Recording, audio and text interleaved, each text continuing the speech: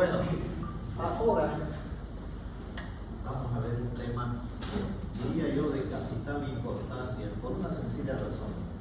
Si ustedes aprenden insuficiencia respiratoria, no solamente les va a servir para la neumología, les va a servir para cualquier materia. Y ustedes ahorita se van a sorprender de qué fácil es la insuficiencia respiratoria. Lo que pasa es que en fisiología, fisiopatología, semiología, son como 150 hojas, creo, todo eso. Ahora lo vamos a ver de una manera más pragmática. ¿Ya? Muy bien, antes de eso sí, yo quiero que ustedes se acuerden de esto cuando vean a todos sus pacientes, ¿no? Es algo que nosotros no deberíamos hacer nunca. Cuando veas a un paciente, acuérdate que la enfermedad ya lo está tratando demasiado mal como para que tú también lo hagas. Y muchas veces sucede eso de que el médico, por algún problema que tiene en la casa o en algún otro lugar, va y se le habla con el paciente. Ningún paciente tiene la culpa de enfermarse. Todos nos podemos enfermar y nosotros estamos ahí para ayudar. Entonces, vamos a ver cuál es el concepto de insuficiencia respiratoria. Por si acaso, el semestre pasado había una fotocopia ahí de todo esto, lo mismo está en la fotocopia. Es la incapacidad del aparato respiratorio de mantener un adecuado intercambio de gases, ya sea en la ventilación, en la perfusión o en la difusión. Y para eso quisiera que retrocedamos a fisiología y se acuerden de que ventilación no es nada más ni nada menos que el pasaje de aire a través de la vía aérea por acción de los músculos respiratorios, diafragma, intercostales, escalenos, etcétera, etcétera. Ventilación. O sea que vean ustedes, cuando hacemos esto, estamos ventilando, el aire está pasando a través de la vía aérea. O sea que ustedes en este momento ya pueden deducir que cualquier trastorno en la ventilación va a ocasionar insuficiencia respiratoria. Ejemplo, un cuerpo extraño. Ejemplo, un tapón de moco. Por ejemplo, un tumor endobronquial. ¿No? Va a traer un trastorno ventilatorio. Y la difusión, acuérdense que la difusión no es nada más que el pasaje de una molécula, en este caso de oxígeno, de un lugar de mayor concentración a otro de menor concentración. ¿Qué es lo que hace el oxígeno? Metafóricamente hablando, el oxígeno es muy enamoradizo, diría yo. ¿Saben por qué? Porque él se concentra en el alveolo, lugar de mayor concentración, para pasar a otro de menor concentración. En cambio, en los capilares, ¿qué es lo que hay en los capilares venosos? Aumento de CO2 para que se difunda a través de la pared alveolo capilar. Ahí el oxígeno busca una distinguida dama que se llama hemoglobina para formar oximoglobina. ¿A ver? Pero como es un poco perezoso, él busca un medio de transporte, busca un Uber para irse de paseo con doña hemoglobina. Y se va ese medio de transporte que se llama glóbulo rojo. ¿Ven? Muy bien. Y luego se dirige hasta llegar a donde, a la pared celular, donde ahí nuevamente él abandona la hemoglobina y se busca otra personita muy simpática que se llama mitocondria. ¿De acuerdo? Atraviesa la pared celular, el citoplasma celular llega hasta la mitocondria, donde se produce, ¿qué cosa? La liberación de energía. Y de esa manera, ustedes están viendo que una molécula de oxígeno llega hasta la mitocondria. Eso es lo que se llama, en realidad, ¿qué cosa? Difusión de gases. ¿Y perfusión qué es?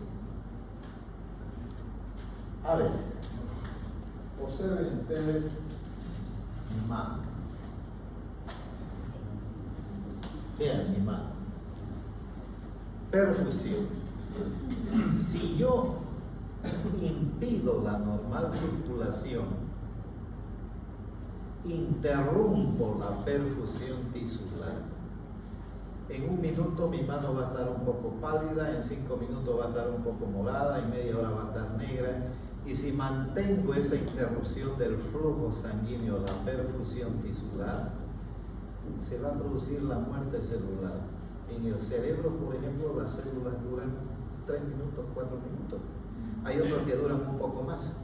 Entonces, la perfusión no es nada más que esto, que la interrupción del flujo sanguíneo oxigenado, que llega hasta ¿dónde? Hasta la mitocondria, precisamente. Vean ustedes lo que sucedería después de que yo restablezco la perfusión. ¿De acuerdo? Entonces, si ustedes entienden qué es ventilación, difusión y perfusión, entendieron qué es insuficiencia respiratoria. Porque, por ejemplo, un trastorno difusional, engrosamiento de la pared alveolar, por ejemplo, una de las más frecuentes, lo que se llama enfermedad pulmonar intersticial difusa y que ustedes conocen como fibrosis pulmonar. ¿Ya? U otra de perfusión, por ejemplo, tromboembolismo pulmonar. ¿No? Se está interrumpiendo la perfusión y eso causa insuficiencia respiratoria. ¿De acuerdo? Muy bien, sigamos entonces. Por lo tanto, ya sabemos, pregunta de evaluación, espero que no se dejen sorprender, qué es ventilación, qué es perfusión y qué es difusión. ¿De acuerdo? Muy bien. ¿Cuáles son los componentes del aire? Muchos se equivocan y dicen el oxígeno. El oxígeno es una parte importante del aire, pero no es la que está en mayor cantidad. La que está en mayor cantidad es el nitrógeno con un 78%. El 21% es oxígeno. Y eso es importante, ¿saben por qué? Porque precisamente eso es lo que se llama FiO2, fracción inspirada de oxígeno. Va a ser muy importante después cuando nosotros valoremos una gasometría arterial a través del índice de Kirby y ustedes puedan hacer en el instante diagnóstico de síndrome de distrés respiratorio agudo. ¿Ya? Muy bien. Entonces, los componentes constantes y los variables son pues otros, ¿no? Por ejemplo, el óxido de nitrógeno, el óxido de carbono, los escapes de los automóviles forman esto, el óxido de carbono. Y el óxido de nitrógeno, ¿quién creyera de los rayos de las descargas eléctricas? ¿No? Entonces, todo tiene su porqué en la naturaleza. Muy bien. Pregunta de evaluación: ¿cuáles son las funciones del aparato respiratorio? Yo sé que ya lo vieron en fisiología, pero lo vamos a repasar. Intercambio de oxígeno, de CO2, regular el pH sanguíneo, de protección alveolar a través de qué? De los macrófagos y los neumocitos tipo 1, tipo 2, pero también la vocalización. Gracias a esa gran función es que ahorita nos estamos pudiendo comunicar, ¿no es cierto? Muy bien.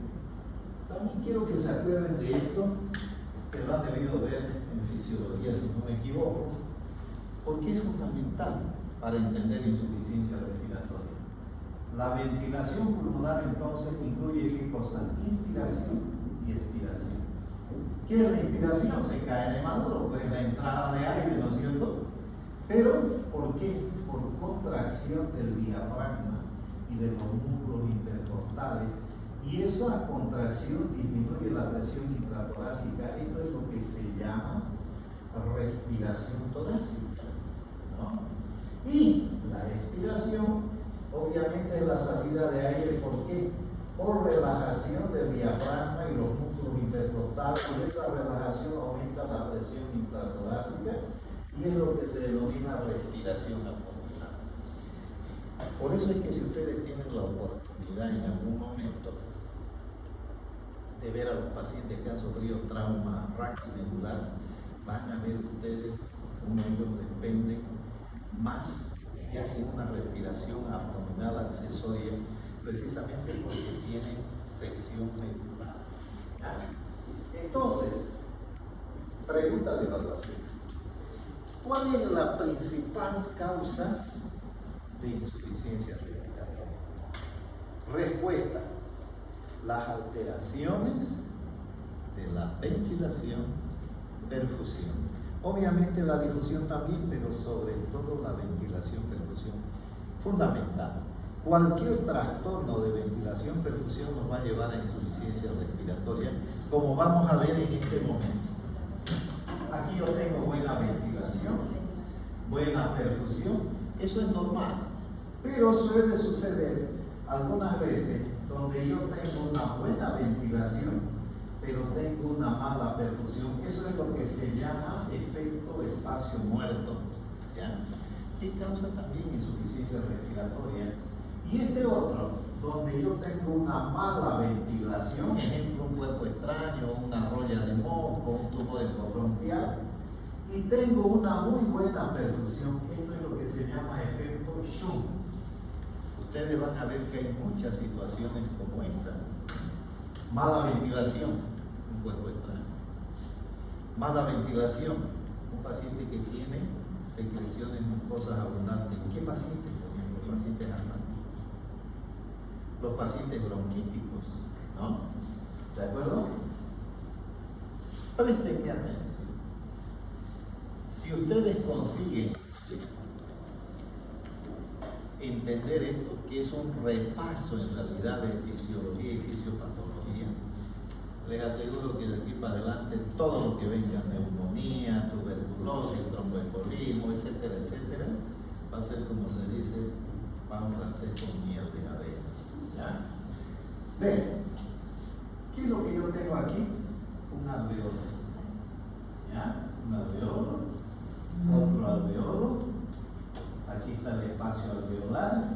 Y entre alveolo y alveolo, ¿qué tengo? El espacio intersticial. ¿Ya? Muy bien. ¿Qué es o cuál es el contenido del espacio intersticial? Los capilares y los linfáticos. Los linfáticos van a drenar el exceso de líquido que hay en el espacio intersticial hasta depositarlo en el conducto torácico, ¿cierto? Muy bien, y los capilares, ¿qué pasa con los capilares? Ellos transportan sangre. ¿Cuáles son los componentes de la sangre? Agua, elementos figurados y proteínas. ¿Por qué hacemos hincapié en esto? Por lo siguiente. Recuerden, contenido de la sangre, agua, elementos figurados y proteínas. De aquí para adelante me gustaría que ustedes tengan un concepto bien amplio de lo que significa inflamación. Créanme que todo está en relación con la inflamación. ¿Le duele la cabeza? Mediadores inflamatorios. ¿Me duele la rodilla? Mediadores inflamatorios. ¿Me duele la barriga? Tengo un cólico. Mediadores inflamatorios. Los mediadores inflamatorios son muchos. Hablaremos, por ejemplo, de histamina, serotonina, bradicinina, tromboxano, factor de necrosis tumoral, ojo con el factor de necrosis tumoral, factor agregador de plaquetas, leucotrienos, citoquinas, interleuquinas. En estos últimos 3 años de moda se puso la interleuquina 6, a pesar que fue descubierta hace muchos años. ¿Por qué? Porque tenía y tiene un rol muy importante en la fisiopatología de lo que sucede en el paciente con COVID. La interleuquina 6, que es un mediador inflamatorio, produce lesión del endotelio capilar, de los vasos sanguíneos. Lo lesiona. Y muy bien, ¿qué es lo que hace el organismo para reparar esa lesión? Pues manda plaquetas, manda glóbulos rojos, manda glóbulos blancos, manda todo a tratar de reparar esa inflamación. Y en esa situación es que se forman trombos, microtrombos, que en realidad en el caso del COVID-19 el paciente no muere por el virus, muere por la reacción hiperinflamatoria de nuestro organismo a la entrada del virus, produciendo ¿qué cosa? Una microtrombosis. que afecta sobre todo pulmón, pero también puede afectar cerebro dando lo que se llama ACV isquémico, o puede afectar corazón dando infarto agudo de miocardio, o puede afectar riñón, insuficiencia renal, o hígado, insuficiencia hepática, o intestino, trombosis mesentérica. Entonces, todo es resultado de la inflamación. Esa inflamación puede ser provocada por diferentes elementos. Puede ser por bacterias, por virus, por parásitos, por hongos, por agentes químicos, por agentes físicos, por agentes inmunológicos, por agentes neoplásicos y otros de causa desconocida. Y cuando son de causa desconocida, en medicina, ¿qué decimos? Son idiopáticos, ¿no? Para cubrir nuestra ignorancia siempre hacemos eso.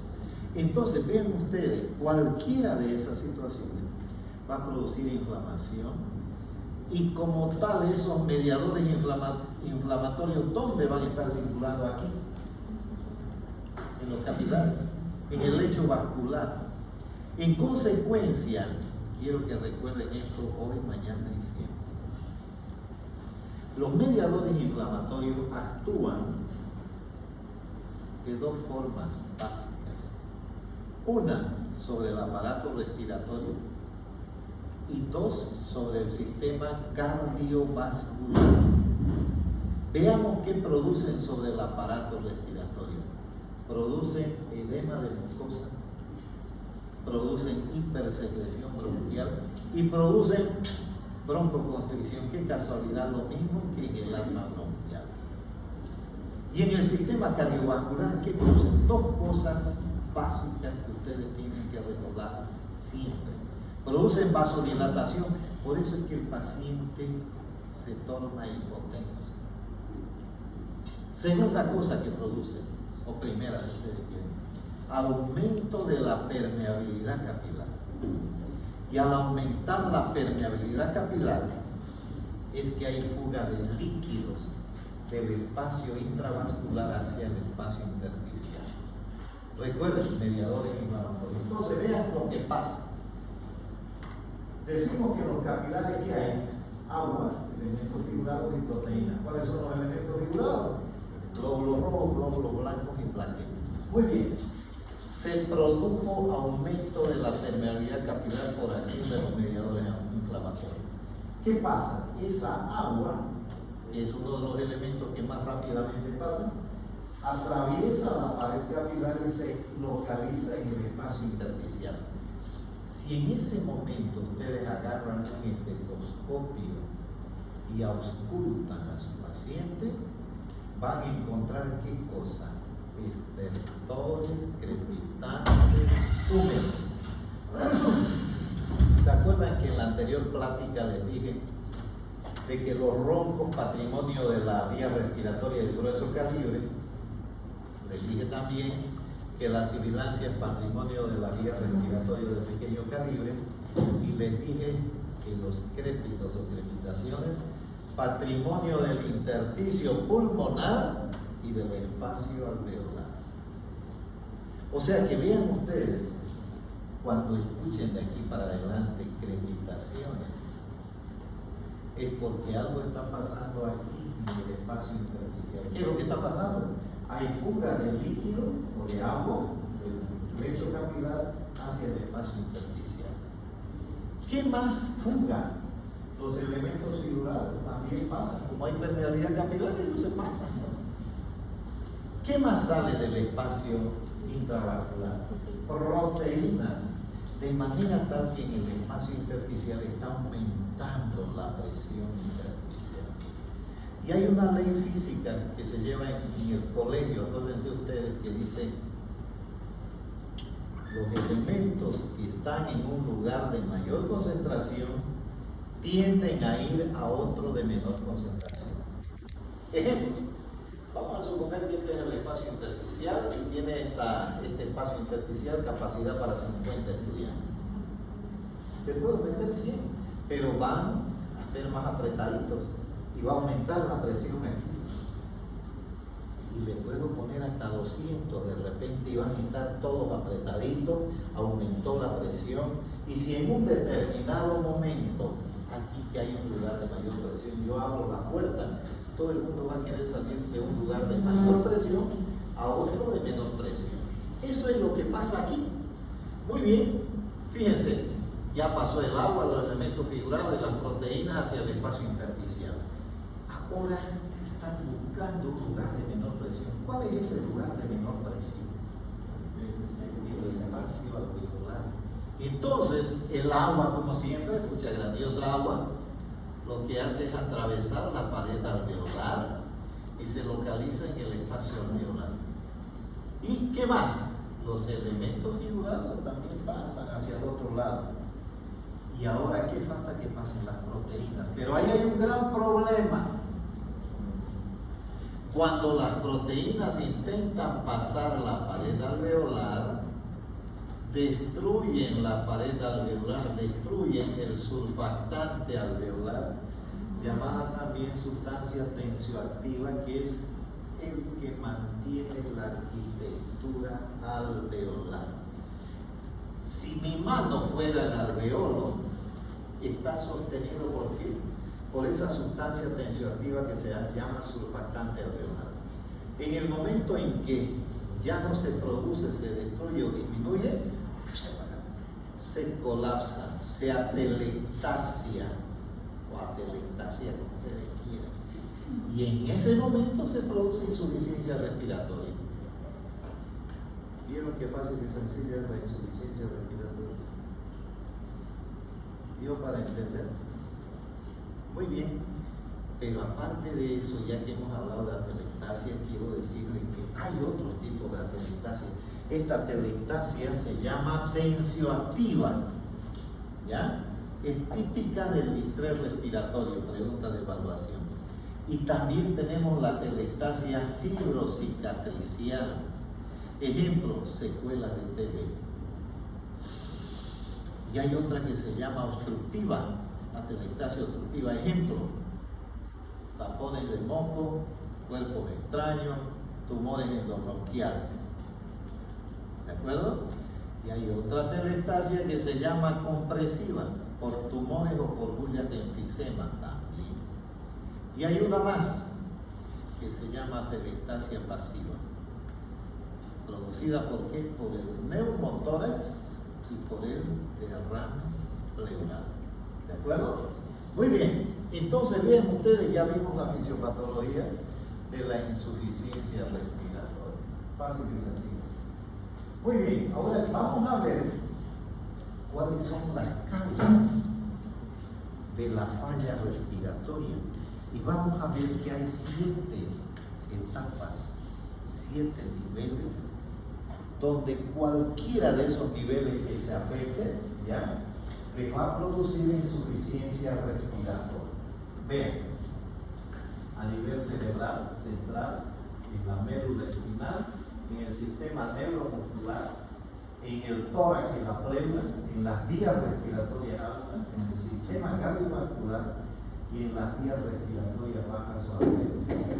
En cualquiera de estas regiones que se produzca una afectación, ustedes van a tener como resultado insuficiencia respiratoria. Veamos entonces, cuando afecta el sistema nervioso central, ¿en qué podemos pensar? Podemos pensar en muchas, dentro de ellas, accidentes cerebrovasculares, isquémico o hemorrágico. El martes en la noche estuve de turno, recibimos como a las 2 de la mañana un paciente que estaba en su casa y de pronto la señora grita porque su esposo comenzó a convulsionar como 2 o 3 de la mañana. Lo trajeron al servicio de emergencia y de ahí nos los pasaron a terapia directo al ventilador mecánico. Antecedentes, paciente hipertenso. ¿Qué es lo que tenemos que pensar ahí? Accidente cerebrovascular hemorrágico. A la tomografía y efectivamente hubo un accidente cerebrovascular hemorrágico con inundación ventricular. ¿No? Eso pasa. Muy bien. Pero tenemos otros que afectan la médula espinal, por ejemplo, ¿no? ¿Cuál de ellos? El síndrome de Guillain-Barré, llamado también polirradiculoneuritis ascendente, o trauma vertebromedular. Pacientes con accidente de tránsito. Hace algún tiempo recibimos un joven de 17 años, 18 años, miembro de una promoción. Habían ido a la Laguna Suárez, allá en Trinidad.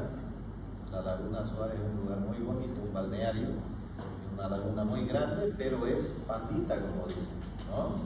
Entonces él agarró, tal vez no conocía el lugar, y un clavado y fractura de la cuarta cervical. Quedó cuadripléjico. Llegó a insuficiencia respiratoria. Entonces, vean ustedes, o también pacientes con esclerosis lateral amiotrófica. ¿Cuál es el mejor ejemplo de ese? Stephen Hawking, ¿no es cierto? ¿Ya? Pero también hay otros que afectan el sistema neuromuscular. Y dentro de ellos podemos mencionar cuál: miastenia gravis.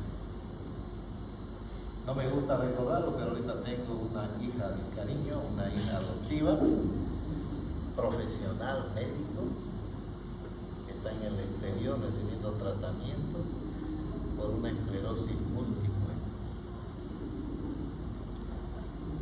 Imagínense ustedes, ¿no? Cómo es la vida, ¿no? Estudia uno primario, secundario, universidad, se va a especializar y le toca eso, ¿no? Entonces, también la intoxicación por órganos fosforados. La destaco, ¿por qué? Porque Santa Cruz es una región agropecuaria. Esa región agropecuaria utiliza mucho, ¿qué cosa? Los agroquímicos, ¿no? Agrotóxicos. ¿Para qué? Para las plagas, ¿no? Y esos son órganos fosforados que pueden dar ellos, ¿no? De igual manera, afecciones del tórax y la pleura. Dentro de todas esas, por supuesto que lo que más va a destacar es el derrame pleural y el neumotórax. O afecciones de las vías respiratorias altas, como el SARS, síndrome de la apnea obstructiva del sueño, que se da sobre todo en nosotros que estamos un poquito medio excedidos de peso, ¿no? Puro tamalito, ¿no? Y ahora que hemos comenzado el mes de septiembre, comer yuca con queso. ¿Saben qué es la yuca con queso? Muy bien. O también el edema laringio post-intubación. Esto es bastante frecuente, ¿saben? No lo creí yo, por si no estaba que no me lo vaya a descontar de mis 50,000 mensuales que gano. Entonces, o la epiglotitis, ¿no? Los procesos virales estos producen mucho disfonía. Recuerden esto, yo llevo solamente ya dentro de la medicina como 52 años. Entonces, no digo que tengo experiencia, pero sí vivencia. Muchísimas veces, no una, ni dos, ni cinco, ni 10, hemos visto pacientes, niños, jóvenes, adultos, de ambos sexos, que en un resfriado comienzan con tos y después con disfonía. ¿Sabe que no sé qué es lo que me está pasando? No consigo hablar, que estoy muy loco. Y yo que cuando voy al resfriado de lo mismo que estoy tratando. ¿Saben qué? Eso es peligrosísimo. Eso se llama edema laringio, edema de glotis. Hay que actuar de inmediato porque ese paciente puede hacer una parada respiratoria, ¿no? Sobre todo si son muy finitos, se enojan más que los cientistas. Por suerte yo soy de Destroyer, por si acaso. No me hace, exacto. Nosotros jugamos en la ley. Ya. Sistema cardiovascular. Es importante que recordemos el edema agudo del pulmón tromboembolismo pulmonar, en cualquiera de sus variedades. O también se afectan las vías respiratorias bajas. Y aquí tengo que destacar esto, el síndrome de distrés respiratorio agudo, que ahorita vamos a ver y vamos a hacer diagnóstico de eso con seguridad. ¿Ya? Muy bien, sigamos. Entonces, vean ustedes, como dice Paulo Cuello, aquí no hay. ¿Hay alguien del Brasil aquí? Nadie. Nadie, ningún brasileño. Ya mi mamá, pero soy de aquí. ¿Você brasileira? ¿De qué estado? Santa Catarina. Hola, nosotros, cidade bonita, né?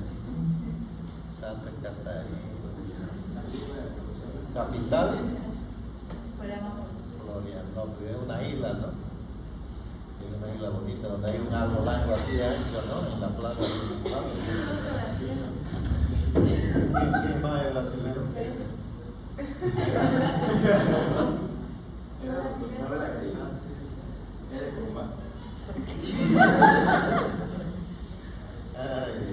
Bueno, entonces dice, no, el conocimiento es como el horizonte no tiene límite. Por eso le dije desde un principio, nadie es dueño de la verdad y nadie nació sabiendo. Todos aprendemos algo todos los días. Entonces, ¿cómo se clasifica? Pregunta de evaluación.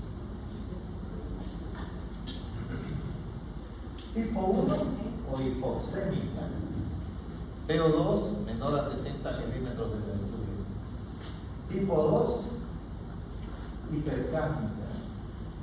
CO2 mayor a 50 milímetros de mercurio. Pero también tenemos estas otras dos, ¿no? Que se llama perioperatoria de hipoperfusión. ¿Se han fijado ustedes, por ejemplo, que cuando hace frío, sobre todo acá en el oriente, el altiplano debe ser algo así parecido, uno se pone morado, ¿no? Es por hipoperfusión. Lo mismo sucede en las grandes alturas, los pacientes, las personas que sufren o escalan esas grandes alturas, esas montañas, ¿no? Pueden fallecer precisamente por esto, por insuficiencia respiratoria debido a hipoperfusión. Y la perioperatoria que se dan con relativa frecuencia, sobre todo en pacientes que hacen lo que se llama anestesia raquimedular. ¿Ya? Muy bien. Entonces, yo quiero que se acuerden de que los pilares del diagnóstico de cualquier patología descansan en un trípode.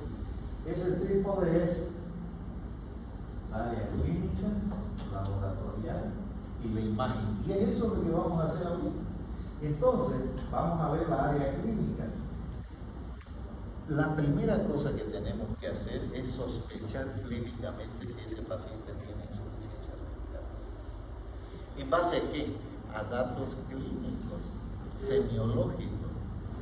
Y uno de los primeros es la inspección. ¿Cómo está el paciente con insuficiencia respiratoria? Lo más probable es que esté en posición ortopnéica, que esté en posición sentada o semisentada. Pero aparte de eso, ese paciente va a estar taquipnéico, con la frecuencia respiratoria aumentada. Va a tener aleteo nasal, va a tener tiraje intercostal, va a estar cianótico, va a estar sudoroso y probablemente hipotenso. Sospecha clínica. Todo paciente que está respirando por encima de 20 veces por minuto, 30 veces, 40 veces por minuto, ese paciente está en insuficiencia respiratoria. Hay que sospechar eso. ¿De acuerdo? Entonces, es importante que ustedes recuerden esto. ¿Cuáles son las manifestaciones clínicas de hipoxemia? Todo paciente que está agitado, entre comillas, como dicen en los pronto socorros, que está nervioso, que no está quieto, ese paciente está hipoxémico. Está con una frecuencia respiratoria aumentada. Le hacen una gasometría y saben que van a encontrar una CO2 disminuida y una PO2 igual. Ese paciente está en alcalosis respiratoria. Y le dicen generalmente a la enfermera, al médico junior, ¿sabe qué, doctor? Está muy agitada ese paciente, póngale un diazepam. Y la mayoría de los médicos le hacen caso, le colocan un diazepam y el paciente pasó a mejor vida. O otros que le dicen, ¿sabe qué, doctor? No se preocupe por ese paciente que está en la cama número 5, está tranquilo, usted no está tranquilo, váyase a descansar. Al otro día el paciente ha fallecido. ¿Qué era lo que pasaba con ese paciente? Ese paciente estaba con bradipnea, estaba respirando muy lentamente y como tal estaba reteniendo CO2. O sea que ese paciente estaba en acidosis respiratoria, vean ustedes, ¿no? Entonces es importante que lo tomen en cuenta eso, ¿ya? Por lo tanto, el diagnóstico descansa sobre qué, sobre la clínica, laboratorio y la radiografía de tórax, que es la imagen. Recuerden, laboratorialmente, la gasometría, ¿ya? Y es eso lo que vamos a ver ahorita. Pregunta de evaluación, todo el mundo tiene que saber que tiene que dominar la gasometría, porque la han visto en fisiología, la han visto en fisiopatología, la han visto en semiología, y ahora esta es la cuarta vez que lo ven ya. 6 criterios: pH, PCO2, PO2, bicarbonato, exceso de base y saturación de oxígeno. Pero ¿para qué queremos saber esto? Para saber lo que es el índice de Kirby, la PAFI, la famosa PAFI. Ayer jueves me tocó turno de día, el martes de noche.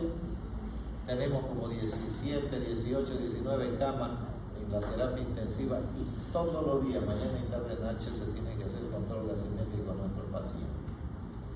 Y van a ver ustedes que no es difícil, de manera tal que todo el mundo va a querer ser terapeuta. ¿De a dónde sale esto? De aquí, ven. Presión arterial de oxígeno, de la gasometría.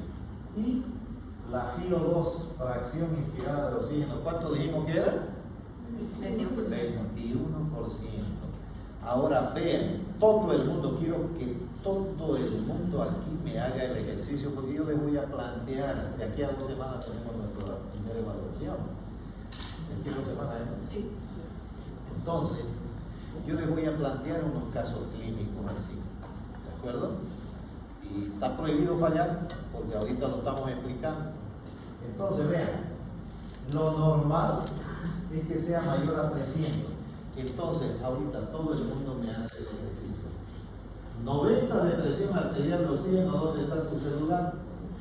90 de presión arterial de oxígeno sobre 21, que es la FiO2 normal. ¿Cuánto dio? 4.28. Recuerden que para convertir decimales en enteros se tacha la coma y quedó 428. Muy bien, y 428 es igual o mayor a 300. Mayor. Entonces es normal. ¿Sí? Muy bien, vamos con el otro caso. 90 de presión arterial de oxígeno sobre 35 de FiO2. ¿Cuánto dio? 255. ¿Es mayor o menor a 300? Entonces será síndrome de distrés respiratorio leve. ¿Ya? Otro caso. 90 de presión arterial de oxígeno sobre 55 de fracción inspirada de oxígeno. ¿Cuánto dio? ¿Eso es igual o mayor a 200? Menor. Entonces será síndrome de distrés respiratorio moderado. Un caso más. 90 de presión arterial de oxígeno, que es lo normal, sobre 95 de FiO2. 94. ¿Es igual o mayor a 100? Entonces será síndrome de distrés respiratorio. Ya se me dieron terapistas. ¿Vieron qué va a ser? ¿No? Y por eso me pagan 50, no, allá son un poquito menos, pero solamente 32.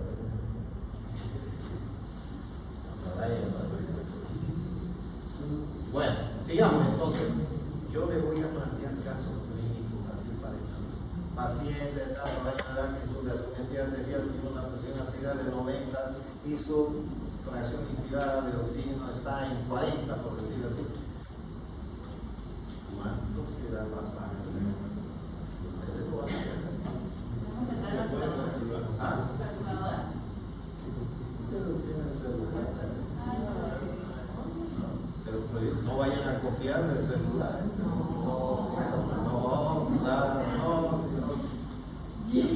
dicho que vos sos ficha para eso.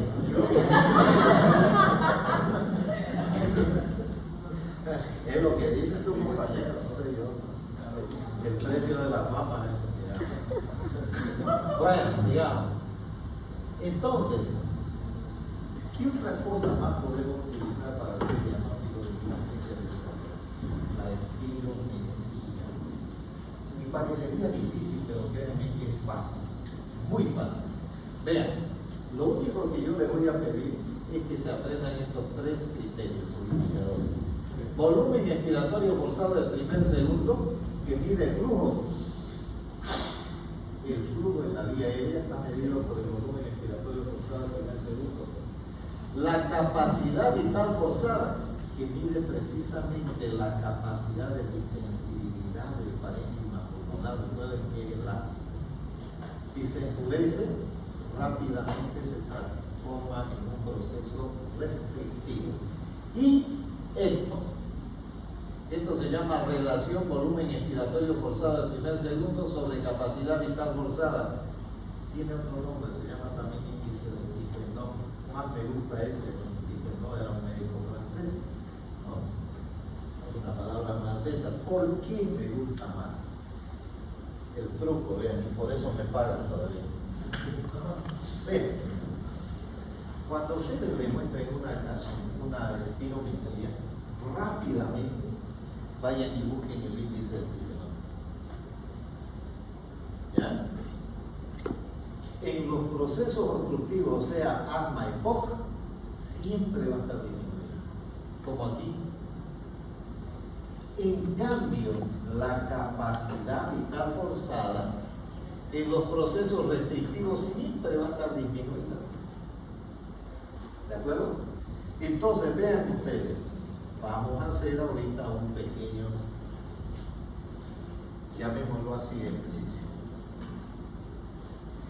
Hemos dicho de que la espirometría sirve para hacer diagnóstico de procesos obstructivos, o sea, asma o EPOC, y procesos restrictivos, o sea, enfermedad pulmonar intersticial difusa, que ustedes lo conocen generalmente como fibrosis pulmonar. Recalcando que la fibrosis pulmonar es uno de los varios componentes de la enfermedad pulmonar intersticial difusa. Muy bien. Ustedes le hacen una espirometría a un paciente, a cualquiera, y rápidamente notan que el índice de Dufresnoy está disminuido. Hipótesis diagnóstica, proceso obstructivo, ¿no ven? ¿Sí? Ahora hay que identificar si es asma o si es EPOC. ¿Qué hago? Agarro generalmente el salbutamol, pero puede ser el penoterol, la telbutalina, el levosalbutamol, cualquiera de esos beta-2 agonistas de corta acción, y le doy 2 bombeadas. ¿Ya? 2 bombeadas. Y luego de 15 minutos le hago una nueva espirometría. Comparo la primera con la segunda. Si mi paciente mejoró 200 ml o más, o mejoró 12% o más, ese paciente tiene una prueba de broncodilatación positiva. Asma. Ese paciente es asmático. Entonces, pregunta de evaluación. ¿En qué consiste la prueba de broncodilatación? Darle un broncodilatador, hacer una nueva espirometría y hacer la comparación. Mejoró más de 200 o más del 12%, ese paciente es asmático, sí o sí. Si no mejoró nada, 0 de mejoría, ese es un EPOC. Y si en vez de mejorar 200, mejoró 100, por decir así, en vez de mejorar 12, mejoró 6, es un proceso mixto. ¿De acuerdo? ¿Vieron qué fácil es? Encima me pagan por hacerlo. Muy bien. Pero si mi paciente tiene un índice de Dufresnoy normal o aumentado, juren y apuesten que ese paciente tiene un proceso restrictivo, enfermedad pulmonar intersticial difusa o fibrosis pulmonar. Obviamente, si ustedes dudan de eso, aunque no deberían dudar, pero le pueden solicitar una tomografía y generalmente se encuentra en la imagen lo que se llama imagen en panal de abejas. ¿Ya? Muy bien, sigamos. Entonces, vamos al diagnóstico imaginológico. Como su nombre lo indica, nosotros podemos hacer una impresión diagnóstica a través de la imagen. ¿Y cuál es ese examen? La radiografía de tórax o también la tomografía de tórax, ¿no es cierto? Muy bien, sigamos. Vean, aquí yo tengo un paciente que se cae de maduro de que tiene un corazón grande. ¿No? Esto se llama cardiomegalia grado 4. ¿Por qué? Porque está en relación con la pared costal. Y lo primero que tengo que pensar, bien, este paciente debe tener mal de Chagas, porque es lo que da, se acabó la pila, es la batería. Pero no hay problema, ahorita lo solucionamos. Entonces, fíjense ustedes que la imagen, la radiografía, nos puede servir también para poder hacer el diagnóstico de insuficiencia respiratoria. Vamos a suponer que nosotros tengamos un paciente con derrame pleural, por ejemplo, ¿no? Con un derrame pleural masivo. Ese paciente va a tener una imagen de condensación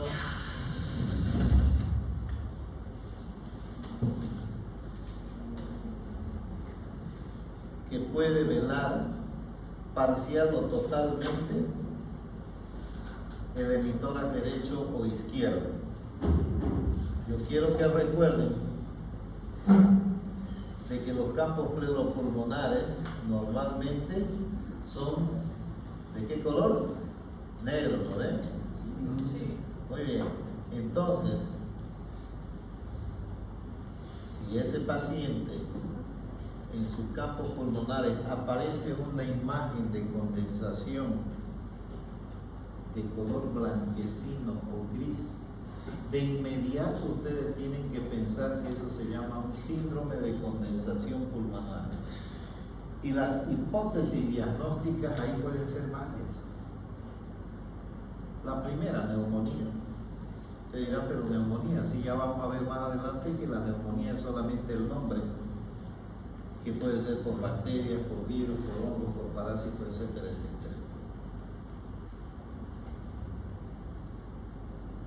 Aparte de neumonía, ¿qué más puede ser esa imagen de condensación? Tromboembolismo pulmonar.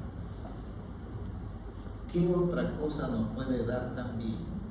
Puede dar, por ejemplo, las atelectasias. Ya hemos visto de que tenemos 5 tipos de atelectasia. Pero también nos puede dar la neoplasia o neoplasia, ¿no?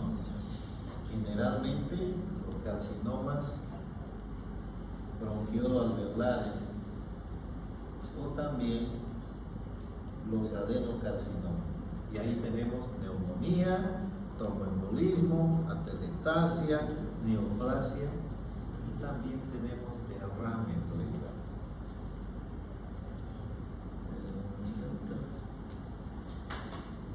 Se me fue la batería.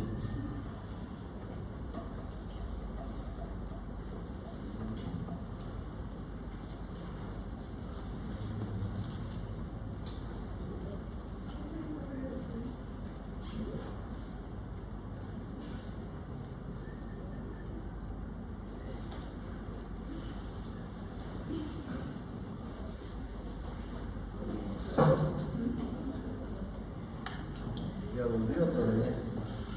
Ya. Pero no sale una. ¿Ya salió? Ya salió. Entonces vamos vamos a ir acá.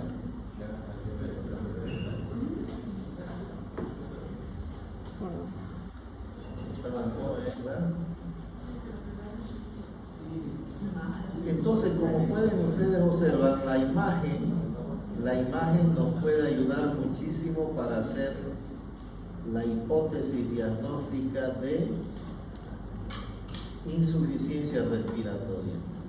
Por supuesto que también los cuerpos extraños pueden hacer de que este paciente tenga insuficiencia respiratoria.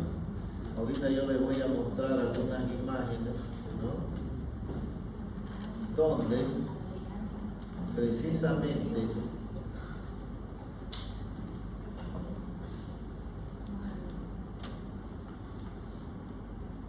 el atragantamiento con una prótesis puede dar insuficiencia. Aquí estábamos, ¿eh? Entonces vean ustedes cómo aquí el aumento de volumen del corazón hace de que disminuya la capacidad pulmonar total. ¿Cuánto es la capacidad pulmonar total? ¿Se acuerdan? 6.000.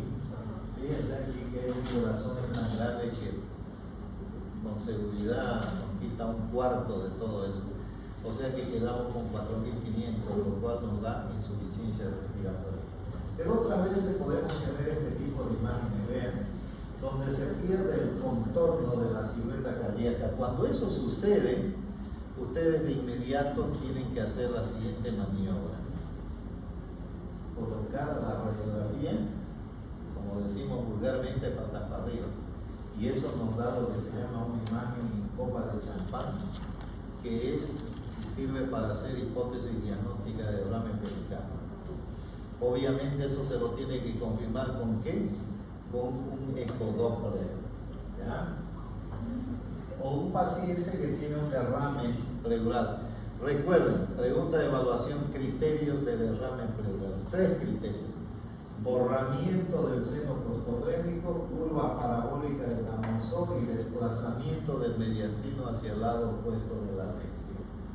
Otros pacientes donde hay una neumonía, como en este caso, vean, el ventricular derecho casi completamente blanco, el izquierdo no está afectado, por lo tanto esa capacidad pulmonar total de 6.000 tiene que estar en lo que es la mitad.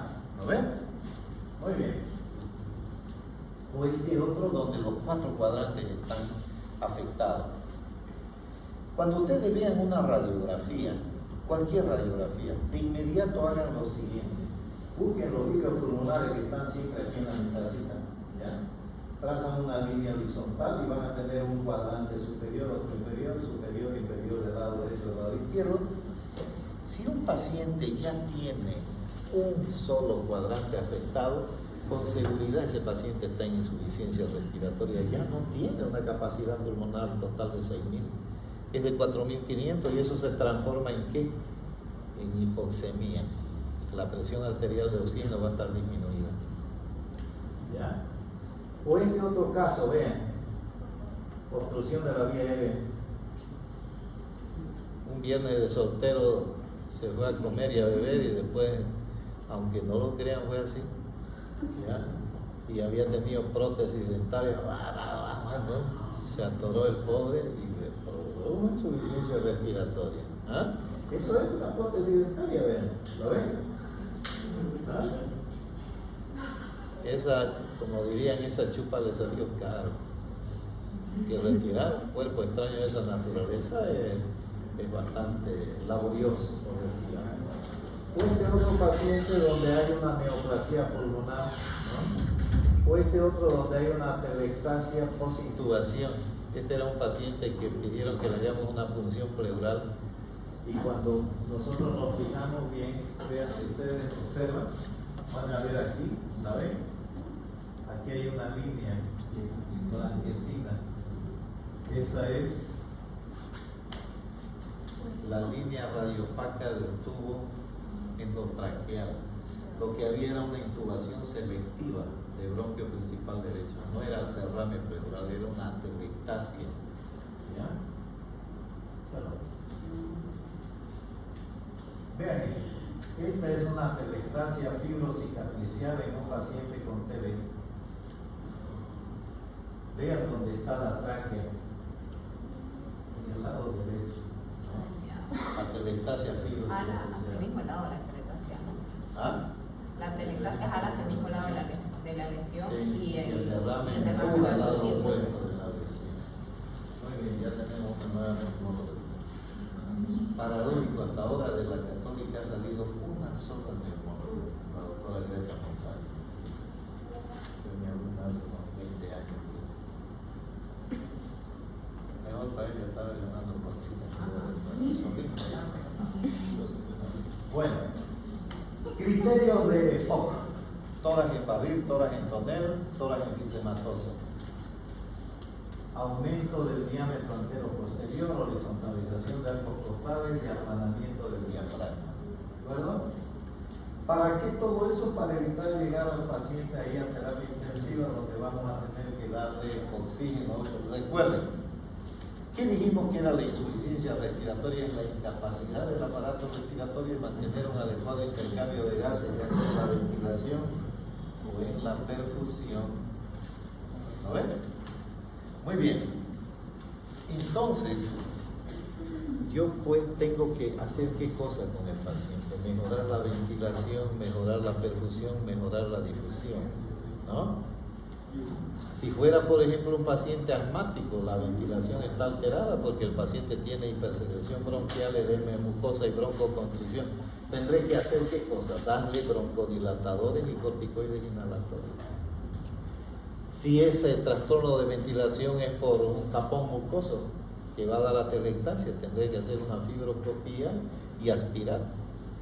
Y si es un cuerpo extraño, tendré que retirarlo, ¿no? Entonces, el tratamiento, ¿ya?, está dirigido ¿a qué? Está dirigido a mejorar la ventilación, la perfusión y la difusión. ¿De acuerdo? Y eso lo voy a hacer de diferentes maneras. Entre ellos, por ejemplo, puedo utilizar esta máscara, puedo hacer el catéter nasal, etcétera, etcétera. Pregunta de evaluación. ¿Por qué generalmente lo que sucede? Llega un paciente a la emergencia y el médico dice: póngale 1 litro de oxígeno. En ese caso, de 21% va a ir a 24%. Póngale 2 litros de oxígeno. De ahí va a ir, de 21 va a ir a 28% con 2 litros. Con 3 litros va a 32. Con 4 a 36. Y con 5 va a ir a 40%. Que es lo máximo que se puede conseguir con catéter nasal. Algunos dicen que con 6 litros se consigue hasta 44, yo no lo he conseguido, pero dice la literatura, ¿no? Entonces, pero hay otros métodos, por ejemplo, una válvula Venturi que me puede dar hasta 60-70% de fracción inspirada de oxígeno, o si no, un ventilador mecánico, ¿no? Que puede ser con ventilación no invasiva o invasiva.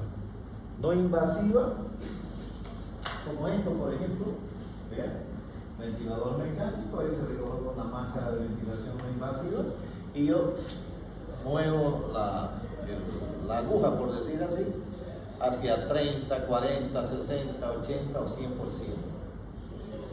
Mientras más fracción inspirada de oxígeno le doy a mi paciente, es porque está en peores condiciones, mayor la insuficiencia respiratoria. El día domingo lo tuve que internar a mi hermano sobreviviente del COVID. Mal. Una saturación que no llegaba ni al 50%, obviamente tuvo que ser intubado. Y de entrada le pusimos 100% para ir después disminuyendo. Ahorita ya está sin ventilador, gracias a Dios. Pero no siempre sucede eso. Entonces, ventilación no invasiva o invasiva. La invasiva, obviamente, con un tubo endotráqueo. ¿Ya? ¿Qué es lo que yo quiero conseguir con todo esto? Metas terapéuticas. ¿Cuáles son esas metas gasométricas? Que mi paciente tenga un pH entre 7.35 a 7.45, que tenga una CO2 entre 35 a 45, una PO2 mayor a 90 milímetros de mercurio. Ojo, 90 milímetros de mercurio, no 90%. ¿Ya? ¿Qué más? Un bicarbonato que oscila entre 21 a 25, un exceso de base que esté entre +2 -2, y una saturación de oxígeno que sea mayor al 90%. Ahí sí la saturación de oxígeno es en porcentaje. ¿De acuerdo? Y bueno, para evitar esto que se llama hipoxemia refractaria. La hipoxemia refractaria obviamente prácticamente es un paciente que ya no lo conseguimos recuperar y que el futuro de ese paciente puede ser lógico, ¿no? ¿De acuerdo? No, es verdad. Lin Yutang era un filósofo ya fallecido así.